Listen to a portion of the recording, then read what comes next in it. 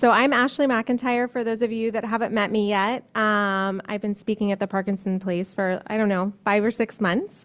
I love coming here once a month just to share some insights into tips and tricks as to how you can elevate your health by elevating your plate. That is my company. It's called The Elevated Plate. I am a licensed dietitian nutritionist in the state of Florida, and I do one-on-one consultations and work with clients one-on-one to help support them and their whatever their medical diagnoses are or whatever their health goals are, and kind of create a personalized nutrition plan. So today we're talking about blood sugar and blood sugar health. We've talked a lot about that over the course of the last 6 months. But does anyone in here, if they want to share, have blood sugar management issues that they know of from lab work? You don't have to share. Yeah. It's hard to manage, right? And whether it's with the help of pharmaceutical medications, there's still things that we can do through diet to support that. And we're gonna go over a lot of those today. So kind of like objectives, the things we're going to go over are, what an elevated plate looks like, what is blood sugar, and what are blood sugar management basics, how does it relate to Parkinson's disease and support or not support Parkinson's disease, its relation to inflammation, different health outcomes if we're not able to manage our blood sugar, and then really diving into specifics of carbohydrates, fats, proteins, and then my favorite topic, fiber, because I think that's one of the missing pieces to our Western American diet. And then that's actually from the last one, the cooking demo, but that was from, I think, October or November. So I'm not doing that today. Sorry, I forgot to take that off.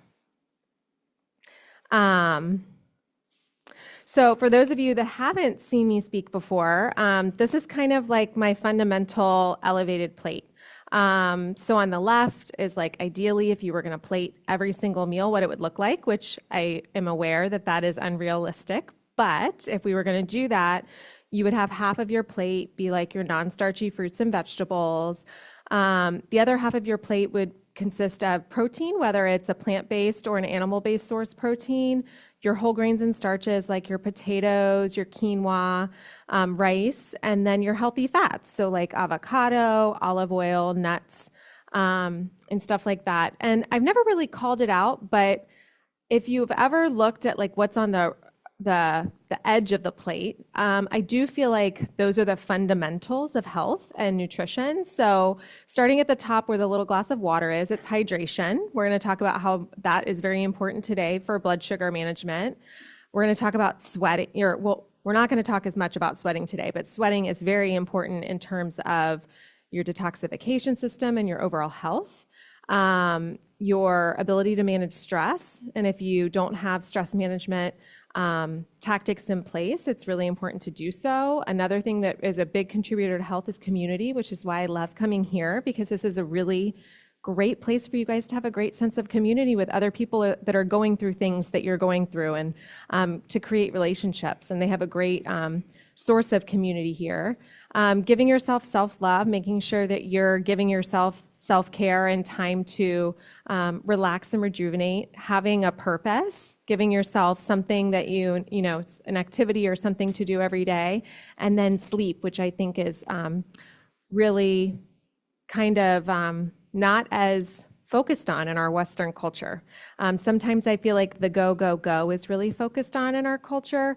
And it's like, oh, well, I did all this and I stayed up until this time of night, and I accomplished all these things, especially in our younger age. And the lack of sleep can really lead to chronic disease, they have found. So those are the things that I think are really important for overall health in addition to what we put on our plate. So when I work with clients, it's not only food, it's what other lifestyle things do we need to incorporate that might be missing? And a lot of those things are really supportive of blood sugar. So like I said, the plate is ideal, not always something that we are going to do. So when we're just grabbing food really quick, how can we manage blood sugar very easily at a very it's kind of, if you're zooming way out, it's really, I call it the critical four. So having protein, fat, and fiber, and color. If you have color, you're going to have a lot of different micronutrients involved. That's why I put that there. But it's not demonizing carbohydrates. Carbohydrates are fine. There's some times when our bodies are able to better break down and use carbs as fuel. But if you can combine protein, fat, and fiber together, it's really important for blood sugar management. And we'll go into detail about that later. But I call it the critical four. And this is something I go over with almost every single client I work with, because I think it's really important no matter what disease state you're trying to manage. So what is blood sugar and why does it matter? So it's our primary fuel source, carbohydrates are. So it can work if you're like on a keto diet and you're, cutting out carbs, and your body can use fat as a fuel source, but its primary fuel source that it prefers is carbohydrates. So it can fuel everything from physical activity to our cognitive function. Maintaining our blood sugar numbers in like a range of like 70 to like 140 for most people is going to be essential for optimal health. And then when blood sugars have these constant over time, these peaks and valleys, that's what creates like lower grade inflammation at a cellular level. Have you guys ever had like a big meal? I always think of Thanksgiving when I think of this, and afterwards you're exhausted, right? So that's like a really over like exaggerated version of what can happen like in mini meals if we're not regulating our blood sugar. That's exaggerated, right? We usually don't eat that much, right? And we don't eat that many carbohydrates. I feel like most of the sides that go with the turkey are very carb laden. It's lovely and it's wonderful, and I eat it too. But for every single meal out of the day, if we were to eat things that spiked our blood sugar and made them come down, that can really contribute to a lack of energy too. So I feel like from what I've researched with Parkinson's disease, that a lack of energy can come with that. Do you guys feel like you've seen that since diagnosis or diagnosis of your loved one? Energy issues, maybe? Another reason why blood sugar management can be really important to help sustain those levels and maybe alleviate a little bit of that. It's not going to make it go away completely, but it will help alleviate a little bit of that. Balancing your blood sugar can lead to weight management control. It's been proven to be beneficial for mood and mental health, and just really reduce chronic disease states overall, because we're lowering that inflammation at the cellular level. Any questions on that? So how does this relate to Parkinson's disease? Really managing your blood sugar, and if you have prediabetes or type 2 diabetes, with a nutritionist, or even if you can do it at home, if you happen to, I don't know if any of you use a continual glucose monitor. Have you ever seen people that have diabetes and they have the little stick? It almost looks like a round circle that's stuck on the back of their arm. And they're only on for 10 to 14 days, depending on the company, and that can give you an idea of what your numbers are doing if your labs have said that they're kind of out of range. Or you can, if you didn't want to do that, because I know some people have an issue with wearing something for 10 to 14 days, you can get a little monitor like at CVS or Walgreens, and then it can give you an idea of what your blood sugar is doing throughout the day. So something that you would look for on labs to know if this is an issue for you would be your fasting glucose. So your fasting glucose numbers, you would really want ideally to be below 90, but definitely below 100. And then for your A1C is just your long-term average of your glucose. So ideally we would want that to be, I think it's below 5.6, but 5.4 to 5.5 or less, because once you get into 5.6, I believe that puts you into prediabetes. And that gives you your average of your long-term glucose, so your blood levels. So if those are things that have been, talked to you about from your physician, that's just something to be aware of. And, managing it with Parkinson's disease is useful because it can really help, like I said, manage any fatigue issues that you're having. Type 2 diabetes, there's about 1 in 10 Americans have diabetes, and 90 to 95% of those are type 2 diabetes. So type 1 would be the autoimmune condition, but the majority of diabetes cases in the United States are type 2 diabetes.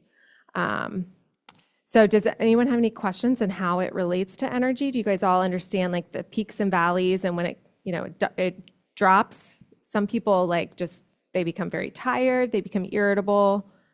Any questions around that? Yeah. So pre-diabetes would be, I believe it has to be both. Your fasting glucose to be over 100. So, and which I'm more on the functional holistic side. We want optimal numbers, not just okay numbers. So I prefer it be under 90. And then for your A1C, so your average over the past 3 months, that's what your HbA1c is on your labs. And these are typical labs that you should have done whenever you're having your yearly labs. They should be on there. It's just nothing out of the ordinary. I believe you want those to be, I think 5.6 is the starting mark for prediabetes. So you would want it to be under that. The lower, the better. And if you are diagnosed with prediabetes or type 2 diabetes, another number that you could ask your physician to add on there would be fasting insulin. And then that could give you an idea of, how your insulin is working with, in conjunction with getting glucose out of your bloodstream into your cells. And actually, that's a really good question. Does everyone understand how insulin works in conjunction to help get the glucose into the cells? I can do a little, yeah. So insulin is like the key. So when we eat food, whether it's like straight sugar, like a cookie, well, I guess straight sugar would be like a spoonful of sugar. But whether you eat something like that or like a soda, or you eat like a carbohydrate, like a cookie or bread, the carbohydrates will turn to sugar in your bloodstream. And then what happens is your body signals to your pancreas to make what's called insulin. And it's like the key that unlocks to your cells to allow the glucose in. So it can be your fat cells, it can be muscle tissue cells. So what happens over time, if we're chronically eating lots and lots of carbohydrates and sugar, we overwork our pancreas and it decides it's tired, and it's called insulin resistance. So it doesn't respond as quickly anymore because we've kind of overworked it, right? We've given it too much. It's like a little hamster on a wheel, and finally it's decided it's tired. So that's what insulin resistance is, and then usually that translates into prediabetes and diabetes. So if we can stop these spikes, and we can have more rolling hills of blood sugar, then that's better for energy, better for lowering inflammation and all of that. It depends. Yeah. Yeah, it depends is the answer. It depends on the patient, and we really never know how long that's been going on. Did that just start a year ago, or did that start 25 years ago? Because it can be chronic low grade for a long time before it decides to pop up on blood work. So there's definitely things that you can do through diet, sometimes with supplements, before you would ever have to turn to pharmaceuticals, but it's not a guarantee. So, yeah. So blood sugar and health outcomes. Having a high sugar intake is a potential risk factor for like lots of different chronic diseases. So, and I'm not talking about eliminating like mango and pineapple in your diet. Like fruits are good. I mean, if you ate fruits all day long at every single meal, that, could potentially be an issue if it's a high sugar fruit. But I'm talking about like your ultra processed foods, like your cookies, your pastries, your sodas, energy drinks, even things like if you think you're getting a healthy yogurt, but then you look on the back and there's 25 grams of sugar in your yogurt, stuff like that, where it can be hidden too, unfortunately. So, research has really shown that excessive consumption of high sugar, ultra processed foods is linked with, all of these different outcomes. So like obesity, diabetes, cardiovascular disease, stroke, coronary artery disease, dyslipidemia, which is just, high cholesterol numbers that you're having a hard time controlling. So the National Health Organization actually recommends that about only 10% of your calorie intake, comes from sugar. And some other organizations will actually say that it should be less, around 5%. So if you really look at your caloric intake of what you typically eat and kind of like measure it out that way. But ideally, just try to avoid things with added sugars in general. And then it's more of a whole foods type of situation. And I usually say I'd rather have real sugar be added than fake sugar, just because there hasn't been a lot of long-term studies with fake sugar. And there has been a few smaller studies that even with like monk fruit and stevia, that it can also cause blood sugar spikes as well. Doesn't cause them as immediate as pure sugar would, but it raises the average throughout the 24-hour time period. So blood sugar and inflammation. So, you know, that's one of the things that I think I want to make sure that you guys kind of correlate together today is that, you know, the reason that blood sugar can cause so much damage is because of the inflammation it causes at a cellular level. So, you know, like I said, we have these peaks and valleys, and it just creates a lot of damage on our cells. And so then our cells get tired, our pancreas gets tired from making the insulin, and it just kind of creates a cascade of events. And they've actually shown excessive sugar intake can really increase inflammatory mediators, which then results in insulin resistance, then results in that chronic low-grade inflammation. And there was one meta-analysis, I put it up here, it was 37 prospective observational studies, and they found that, you know, doing a low glycemic index diet, so foods that are not high in sugar, are associated with reduced risk of obviously type 2 diabetes, but also coronary heart disease, gallbladder disease, and breast cancer. So that there are like definite implications to eating less sugar and keeping our blood sugar more managed. And then I thought this was really impactful. It was also determined that like our post-meal glucose levels, so after a meal, even in those patients that did not have diabetes, so no diabetes diagnosis, contributed to chronic disease. So even if you don't have diabetes or pre-diabetes, after a meal, if you're constantly having spikes in your blood glucose levels, it's creating inflammation. And a great way to find that out is really first look at your labs. And if they're out of, you know, an optimal range, you know, you can opt to either get a continual glucose monitor or just a monitor from CVS or Walgreens that can just kind of help manage, and you can see what foods spike your blood glucose. Because what's interesting is it's very individual. You know, I personally, even though sweet potatoes are really healthy for you, no matter how I eat them, they spike my blood sugar, but they might not spike yours. Or like a banana might really spike somebody else's, but it doesn't spike mine.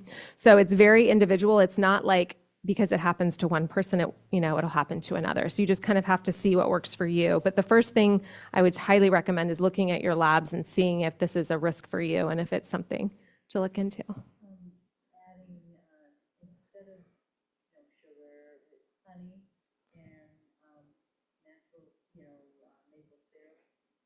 I mean, it's still sugar, but it's natural. You're getting nutritional benefits from it, right? Especially with local raw honey, can be really supportive for allergies. But it still is sugar, so you have to manage the proportion that you're using. And then we're going to talk about some tips and tricks later as to how we can kind of mitigate and eat things in a certain order to mitigate spikes and such. So we're going to really quick review some of the main macronutrients. So carbohydrates. Not all carbs are created equal, obviously, in affecting blood sugar. So your simple carbs are just like the ultra-processed foods like we've talked about, like your candy, soda, and processed foods, cookies, stuff like that. And then your complex carbs, which are the ones I want on like your perfect plate that we all make at every meal, right? The complex carbs are going to be like whole grains, legumes, even some fruits because they have sugar in them, but those are complex because they're whole foods, right? They're not processed.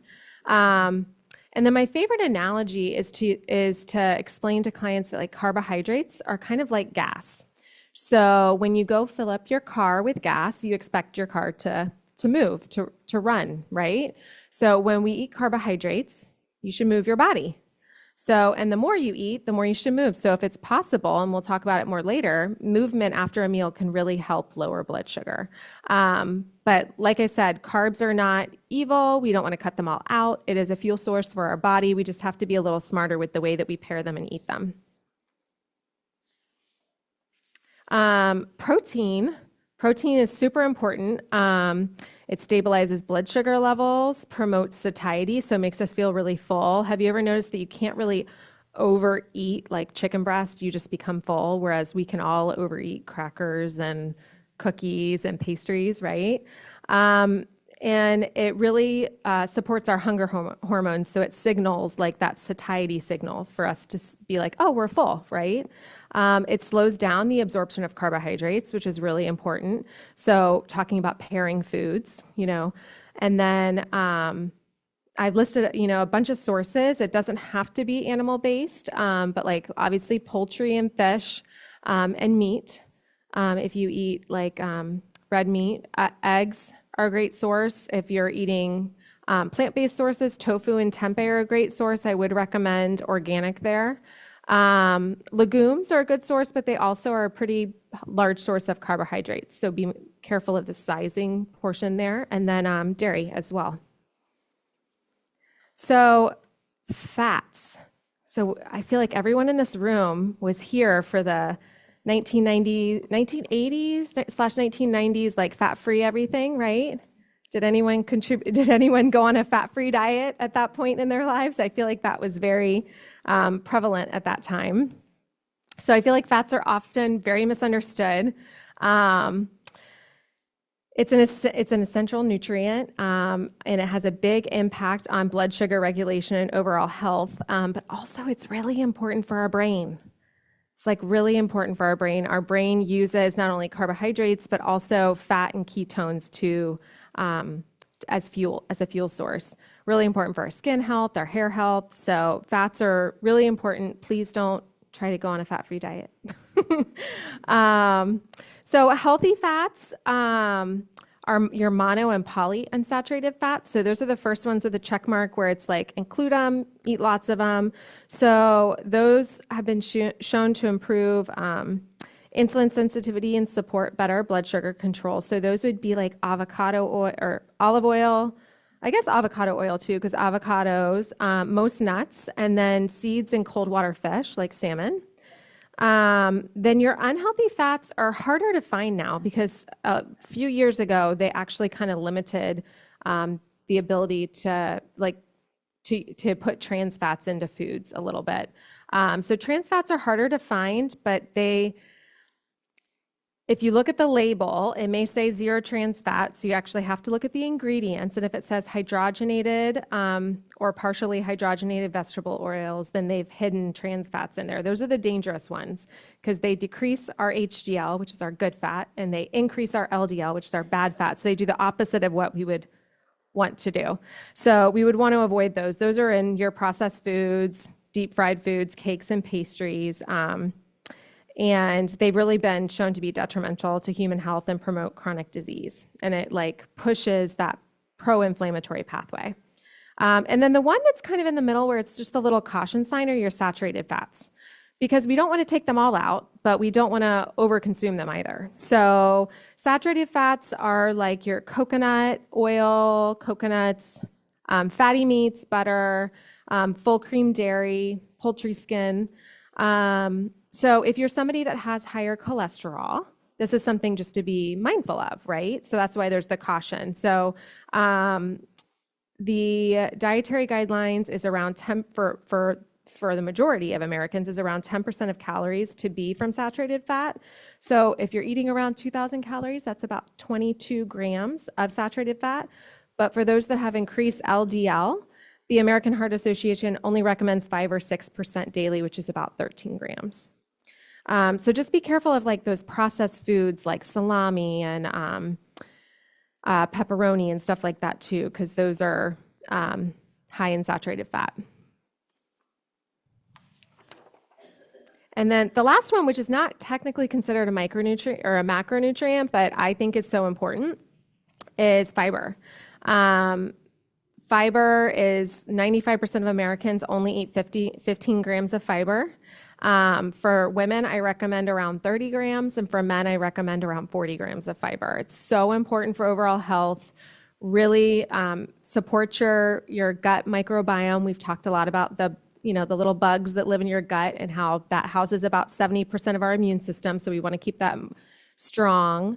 It promotes regular bowel movements. So if we're not having daily bowel movements, then we're not getting rid of toxins, and we want to be able to do that. It helps you feel fuller longer. It prevents blood sugar spikes. Helps balance cholesterol, because if you eat a lot of fiber, with the excess cholesterol that's floating around, the fiber encapsulates it, and then it goes out in the bowel movement. So the more we can eat fiber, we can actually lower our cholesterol. And then because of that, that's probably one of the reasons why it reduces the risk of heart disease. But because it manages blood sugar, reduces the risk of diabetes, and it supports colon cancer, reducing that risk, I would believe, because it supports your microbiome.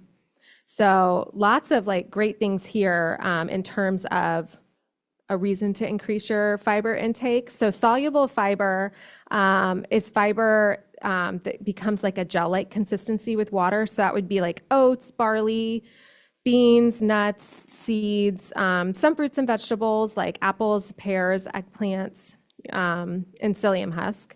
And then insoluble fiber is it like bulks your stool, and it promotes regular bowel movements. So like wheat bran, vegetables with the skin on it, and whole grains.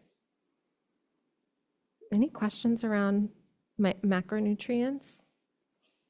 No? Okay. So this is something interesting that I had a mentor describe, and I think it makes a lot of sense. So hydration is really important. And if you really think about it, when you mix like water and sugar together, if you have a lot of water and you add a little sugar in, it doesn't really make a big difference in the consistency, right?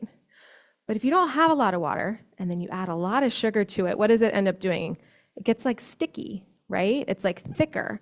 So why hydration would be important with blood sugar management is that if you're not very hydrated and you eat a lot of carbohydrates or you eat a lot of sugar, your blood actually can become sticky, and that's when it starts making the inflammation at a cellular level, right? So we don't want to be dehydrated. We want to make sure that we're fully hydrated. I think I've talked about it before, but does anyone know what like a typical recommendation of how much to drink every day is? 64 is a pretty generic, but for you personally, what I usually recommend is about half your body weight in ounces. So if you weigh 150 pounds, it'd be 75 ounces a day. And even better if you can kind of support that with a little bit of electrolytes, because in Florida, especially, we're about to get into the really hot season where you sweat just walking to your car. So if we can replace some of those electrolytes with like a sea salt and just like a squeeze of lemon or something at some point throughout the day, and water, that can be beneficial too. But that is why hydration is so important with blood sugar management, because it could be that you're eating really healthy, but you're dehydrated, so your blood is just getting sticky and creating that, inflammation. So here's some tips that we're going to talk about that will be, pretty easy to implement, I feel like. So please let me know if you have questions, because these are like easy tips that you can implement. So first, before I go over all of these, make sure that you're eating protein, fat, and fiber together. Like the color is just an added benefit with the micronutrients, but the critical four is your protein, fat, fiber, and color. So even when you're getting a snack, if you can pair it with something, instead of just having crackers, can we have it with hummus? Instead of just having an apple, can we have it with nut butter? If we can pair things so that they're a little bit hardier to blunt the blood sugar spike, that's like first and foremost. And then once you kind of have that down and you're eating more well-rounded meals, then we can add in some of these things. So insulin sensitivity versus insulin resistance. Our bodies naturally are more insulin sensitive, so meaning they're better able to handle the blood sugar and process it in the morning. So when I talk to clients about, one, if they have blood sugar management issues and have prediabetes or diabetes, let's put most of your carbs at the beginning of the day. Or if you're having an issue managing your weight, let's see if we can shift carbs to the beginning of the day because that can make a difference too, because your body can just process them easier, right? It's more insulin sensitive. Whereas in the night, our bodies are more insulin resistant. And this is everyone in general. So to have that big plate of pasta at night, it's going to spike our blood sugar more than if we had that exact same plate at 8 a.m. in the morning, because our bodies just process the carbs better in the morning. And remember, carbs are like gas, right? So as soon as we eat them, we should move. So it's actually later, but I'm going to go ahead and talk about it now. One of the tips is to move after meals. So that can be a quick walk to the mailbox. That can be, depending on your ability, can you do a few squats? Or can we do a few push-ups against the wall? Something to move to get that glucose into the cells so that the glucose isn't spiking in our bloodstream. Reorganizing the order you consume food. So if you eat your veggies first, right, and then eat your fats and proteins, and then eat your, non-starchy or your starches like your potatoes or your rice or anything. So does anybody love Carrabba's breadsticks? Yeah, the bread that they bring out, I love it. I wish they would bring it out after the meal because that's what would make sense, right? Eat your salad first, then your main meal.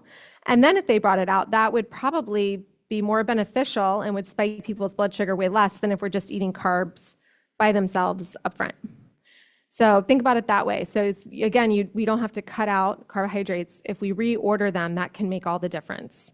Adding in vinegar. So just 1 tablespoon of apple cider vinegar and about 8 to 12 ounces of water prior to a meal can really reduce blood sugar spikes. So if you're finding that your blood sugars are spiking, you can do that. Or if you're having a salad, do some olive oil and a little splash of apple cider vinegar. I only say apple cider vinegar because that's the one they did the studies with. Balsamic vinegar or red wine vinegar, might be a good option too. But that they specifically did the studies with apple cider vinegar. And if you wake up and your fasting glucose numbers are regularly high, especially on your labs, the night before, try to do like 2 tablespoons of water or 2 tablespoons of apple cider vinegar and water the night before. And that can make a difference in some people's fasting glucose the next morning in reducing it. And then minimizing snacking can really help because, if we eat, we're going to have some sort of rise in our blood sugar. We need to allow, depending on the study, between at least 3 to 5 hours in between meals to let our body kind of come down to baseline before we eat again. So, because if we eat and it spikes and it hasn't come down and then we eat again, we're just going to be having these little increases that create kind of like a mountain effect if you were to look on a scan. And then really, I say caution with artificial sweeteners because there have been studies that have shown that they, over the 24-hour period, can increase blood sugar just as much as eating sugar. So I just say to try to, minimize the sugar. Like if you only like green tea with honey, great. Have a little honey in your green tea because green tea's got a lot of great health benefits to it, right?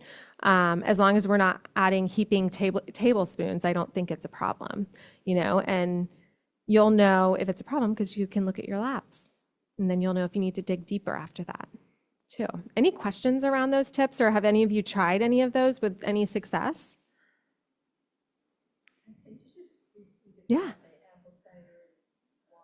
Yeah. So you can do it before fasting. So there have been some studies that have shown that the night before, and it's not even just labs. So because yes, we want our labs to look good, but if our labs look good and then regularly we're waking up with high fasting glucose, it can still cause inflammation. But if you have high fasting glucose and you've tried other things, first we would try eating differently, right? Can we pair foods together and minimize it that way? But if that's not working, some studies have shown that 2 tablespoons of apple cider vinegar and 8 to 12 ounces of water. I've had some clients put it in tea because they think that tastes better. It kind of masks the apple cider vinegar taste. But you can just drink it the night before and then try to see if that lowers your fasting glucose the next morning, because that can be beneficial for some people. But just some really simple tips that can really make all the difference. And then I also just kind of re-included this page. I think it is so beneficial. Again, like if we can eat perfectly and plate our meals, that's awesome. Not totally realistic. I'm very aware. And then on the right side, just the critical four. I think that's going to make the biggest change in blood sugar management, but then in managing chronic conditions too, right? Whether it's diabetes or Parkinson's, managing blood sugar is something I work on with most of my clients because that is what starts that creation of inflammation at a low level, and we want to reduce that. And then I put this in. These are some healthy snack ideas, and some of them are already kind of paired together, and some of them aren't. But I find that some of my clients struggle with putting different like quick, easy things together. So like if you were wanting something savory, you can pair hummus and guacamole with like some veggies. Doesn't mean you can't have crackers with it, but let's make sure we're having some protein, fat, and fiber. Hard-boiled eggs is a really easy go-to one if you tolerate eggs. Popcorn is something that is a quick and easy thing, but it is very high in carbs. So I would make sure that you're having like a handful of nuts or something with it, something that's pairing with it, right? Olives are a great one. Olive oil is like has been studied so much in the Mediterranean diet, and that's the reason that they think that it's such a healthy diet is mainly because of the excessive use of olive oil that they use in the Mediterranean diet. Sardines, if you tolerate them, are amazing, great for bone health, great source of protein. Pickles, you do have to be a little weary of the sugar added in pickles. So, you need to look at that. But pickles are a great, easy one. Sauerkraut, which is a probiotic, really great for our gut health. If you tolerate dairy, string cheese and beef jerky. And then looking at like if you want something sweet, I've even found with my kids, if you get like chocolate hummus and then you get strawberries and raspberries and blackberries, you're getting some of the chickpeas and some of the fiber from that. And it's like a nice sweet treat that's not just, overladen with sugar. You can do a banana split. So you can use yogurt instead of the ice cream, or you don't have to. And you can use, if you don't tolerate yogurt, you can do like a coconut yogurt that's low in sugar and top with fruit. Obviously, most fruits are a great source because they're a whole food. So like I said, we're not demonizing fruits here. Like mango and pineapple is great. We're trying to avoid the ultra processed foods. And then like apples, like I said earlier, if you're going to do apples, pair it with a nut butter. If you're going to do some frozen grapes, can we have a handful of nuts with it or a piece of beef jerky to try to like round it out? So if you can kind of think of what can I add to this carbohydrate that I'm about to eat so that it, makes it more filling for one, more satiating, and then also, kind of blunts that blood sugar spike too. So what questions do you guys have for me? This has been a very quiet group today. Are you getting the slump from the lunch? What was for lunch today? I didn't see. Oh, yum.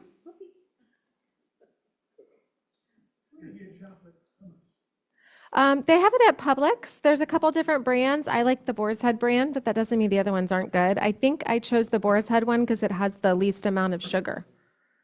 But because it does have a little bit of sugar in it, and it depends on which one. But yeah, there's a couple different brands. Usually at most Publixes I've seen, there's 2 or 3 different brands that they have the chocolate hummus. But it's really good with strawberries and raspberries, and then one of my daughters particularly likes it with blackberries. So just a nice sweet treat if you're wanting something sweet, but a way to get the sweetness in with berries, have a lot of antioxidants, and then you get a little fiber in with the chickpeas that are in the hummus too. Yes. I tend to choose a whole milk yogurt. Yeah. I get my Greek yogurt, I get it organic. I just find it more nutritious, but I eat less of it. Yeah, because it's more filling. And that's fine. The only time I would ever tell a client to get not the non-fat, I never do that, but the lower fat is because Yeah, I think they have a 2% is if you have some cholesterol management issues and you need to eat less of the saturated fat because there is more saturated fat in the full fat Greek yogurt. Um, the brand that I really like for full fat Greek yogurt is Nancy's. They've, I think you can get it at Fresh Market and Whole Foods, and it has probiotic strains in it that have literally been tested in clinical trials to be really supportive for gut health. So, yes. The question is, with Michael has diabetes, Yeah. and with it increasing the chances of Parkinson's or the progression, Mm-hmm. so what's the best tool, if there was one single thing that, I mean, I call them the cookie monster. Yeah. And I don't know if, Well, I know this. I know there's a connection between Parkinson's and us wanting sweet treats because it's the dopamine hit. So there's a connection with that. Like you're wanting that sweet. It's like it's part of like the disease, is my understanding. So things like doing healthier swaps, right? So doing something like a chocolate hummus with berries is better than having a piece of cake, right?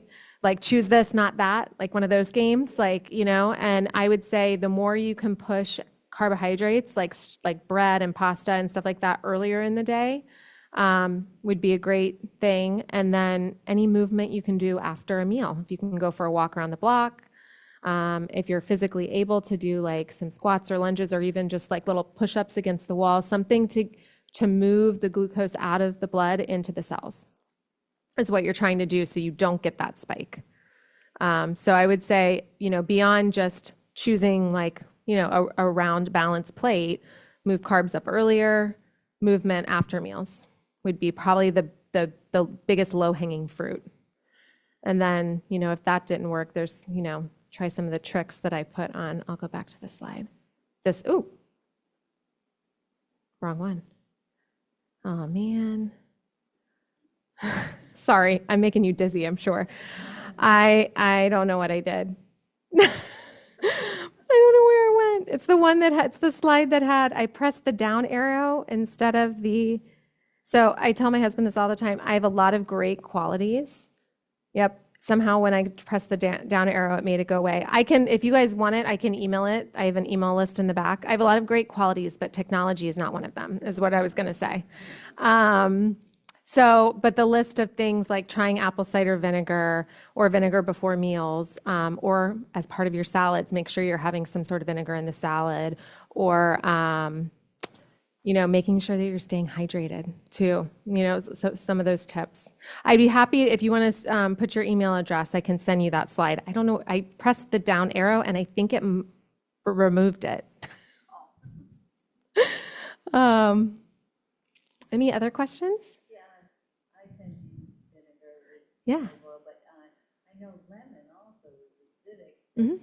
similar to the replacement of vinegar. How is that with I haven't seen any studies with it. Most of the studies were done with apple cider vinegar. But that's why I say, not that I can't say for certain, but you're going to have to play around with what works for you. And, the cool thing is that we live in this like very technology driven era, and we have available to us the ability to, especially if you have a diabetes or a pre-diabetes diagnosis, your insurance should cover a continual glucose monitor.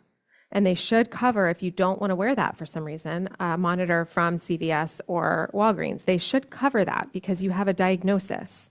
And then you can see what foods are spiking for you. I like the continual glucose monitor better because you literally will get a graph that like shows these peaks and valleys. And it can even show like stress, like we talked about with the plate at the beginning, things that were on the outside of the plate. Even if you haven't eaten any food, but you have a really stressful call with, your son or daughter, or you found out some really bad news about, your house flooded from the hurricane. Like if you're going through something really stressful, that's been shown to dramatically increase your blood sugar. So if you're chronically stressed, but you eat perfect, you still have a high potential of having, high glucose spikes. my husband, Parkinson's creates more anxiety Mm-hmm. and stress and worry and everything. So it's like the whole, yeah, so it's not just food. So, make sure if there's something that could relieve his stress. For some people, it's taking an Epsom salt bath. For some people, it's meditating. For some people, it's like deep breathing, right? So if you can find some sort of outlet for him every day, for me, it's watching the sunrise. So I'm really mad about the time change.